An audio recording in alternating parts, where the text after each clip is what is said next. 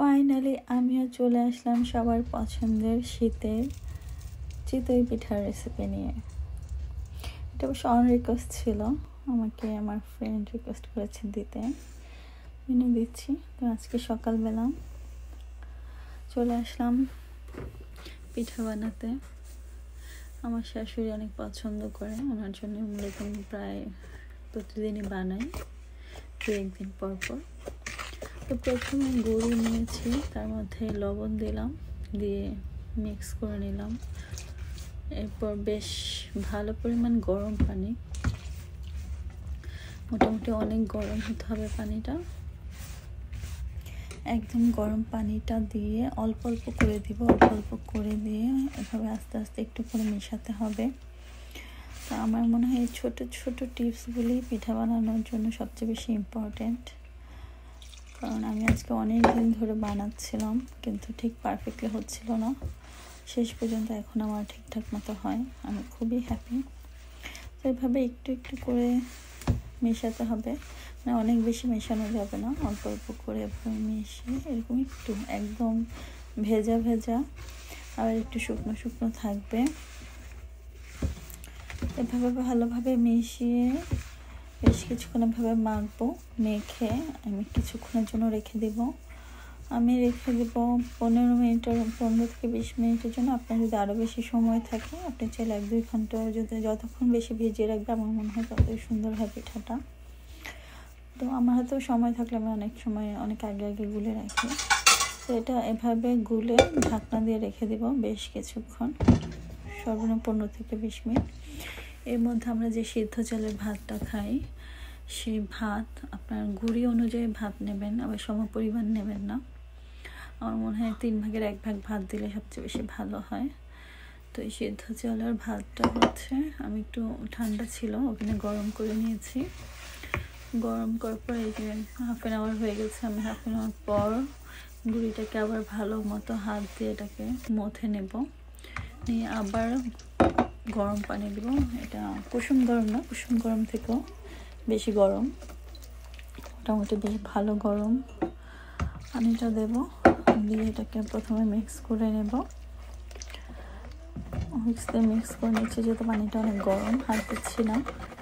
তো ভালোভাবে মেশানো হয়ে গেলে এবার এটাকে আমি ব্লেন্ড করব। যাদের হ্যান্ড ব্লেন্ডার আছে, আপনারা চাইলে হ্যান্ড ব্লেন্ডারও দিতে পারেন। আমি একটু নরমই করেছি, পাতলা করেছি, কারণ আমি যখন ভাত দেব তখন গুঁড়িটা আরও বেশি ঘন হয়ে যাবে। এটা একদম পাতলা, মোটামুটি পাতলা হয়েছে। আমি ব্লেন্ডারে ঢেলে নিচ্ছি। ব্লেন্ডারে এটা ঢেলে দিয়ে আমি সাথে ভাতটা মিক্স করে ব্লেন্ড করে নেব। তারপর ব্লেন্ড করার পর যদি আরও পানি লাগে, তাহলে আমি আবার পানি দিয়ে নেব। এই যে গরম ভাতটা মিক্স করছি। ভাতটা গরম করে নিলেই ভালো, ঠান্ডা ভাত যেহেতু আমার মনে গরম করে দিলেই ভালোভাবে এটা হয়, মানে ব্লেন্ড হয় ভালো। সো ব্লেন্ড করে নেব। ব্লেন্ড করার পর আমি দেখবো যদি মনে হয় আমি আবার পানি দেব।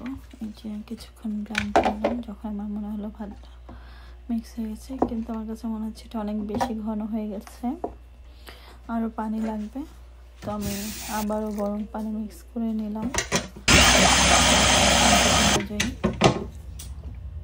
এই যে এখন আবার ব্লেন্ড করে নিয়েছি, এখন মোটামুটি ঠিক আছে। তো এখন আমি একটা বাটিতে ঢেলে নিচ্ছি।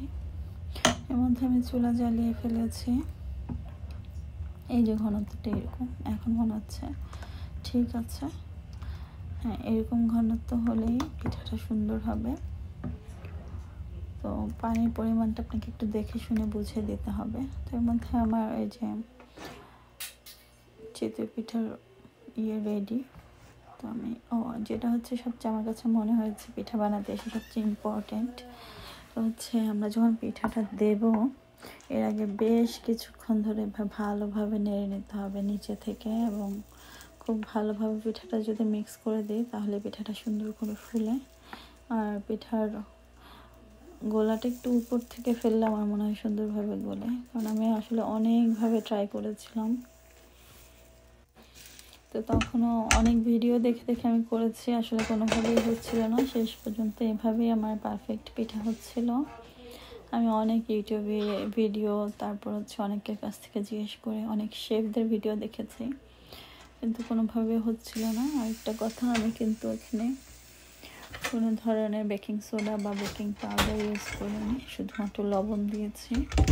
এতেই এই যে খুব সুন্দরভাবে পিঠাটা ফুলে উঠেছে। এভাবে আস্তে আস্তে আমি বেশ কয়েক বেচ করে সবগুলো পিঠা বানিয়ে নিয়েছি। আমার শাশুড়ির রেগুলার সকালের নাস্তায় পিঠা, মানে আজকাল কিছুই খেতে পারে না। এটা হচ্ছে আমার সেকেন্ড বেচ। তো পিঠাও যখন সুন্দর হয় মনটা অনেক ভালো হয়ে যায়, আর যখন এটা হচ্ছে না তখন অনেক মন খারাপ থাকে। আমি গত 1.5 মাস কিংবা 2 মাস ধরে মনে হয় রেগুলার বানাচ্ছি। এখন আমারটা মোটামুটি ঠিকঠাকভাবে হয়। অনেকভাবে চেষ্টার পর অবশেষে আমি বানাতে পারছি, এর জন্য আমার খুবই ভালো লাগে। এখন বানাতে খুব ভালো লাগে, আগে যখন হতো না খুব মন খারাপ লাগতো, মেজাজ খারাপ হয়ে যেত, পিঠা বানাতে গেলে কেন হচ্ছে না। তো এই পিঠা আপনি ভর্তা যে কোনো কিছু দিয়ে খাওয়া যায়। এই যে আমি খেজুরের গুড় গুলিয়ে নিয়েছি, আমার শাশুড়ি গুড় দিয়ে খায়, আমার পছন্দ। ও আরেকটা কথা, সেটা হচ্ছে চালের গুঁড়িটা ভালো হয়, সবচেয়ে বেশি ইম্পর্টেন্ট। আমি এটা বাইরে থেকে রেডিমেড কেনা গুঁড়ি দিয়ে বানিয়েছি, তো গুঁড়ি যদি ভালো না হয় তাহলে হবে না। এই যে পিঠা ভেঙে দেখাচ্ছে কি সুন্দর ভিতরে খাঁজ খাঁজ হয়েছে। গুঁড়ি ভালো না হলে পিঠাও ভালো হয় না। যে আবারও দিয়েছি, এরকম করে 5-6 ব্যাচ করে বানিয়েছি। আমি একবারে 2 দিনের জন্য বানিয়ে রেখে দিই। আমার মাঝে মাঝে রাতেও খায়, কারণ হচ্ছে আমার ইদানিং খেতে একদমই পারে না, তো মাঝে মাঝে রাতেও কিছু এই পিঠাই খায়, সকালেও পিঠা খায়, অন্য কিছু খায় না। তো এই জন্য আমি একেবারে বেশ অনেকগুলো বানিয়ে রেখে দিই, ফ্রিজে রেখে দিই, 2-3 দিন খাই, তারপর আবার বানিয়ে ফেলি। তো একদিক দিয়ে ভালোই হয়েছে যে এভাবে বানাতে বানাতে আমি এখন পারফেক্টলি বানানোটা শিখে গিয়েছি। আসলে প্র্যাকটিস মেক ম্যান পারফেক্ট, কথাটা আসলেই সত্যি। তো আমিও ফাইনালি বানানো শিখে গিয়েছি। ধন্যবাদ আমার সাথে কষ্ট করে দেখার জন্য। Thank you.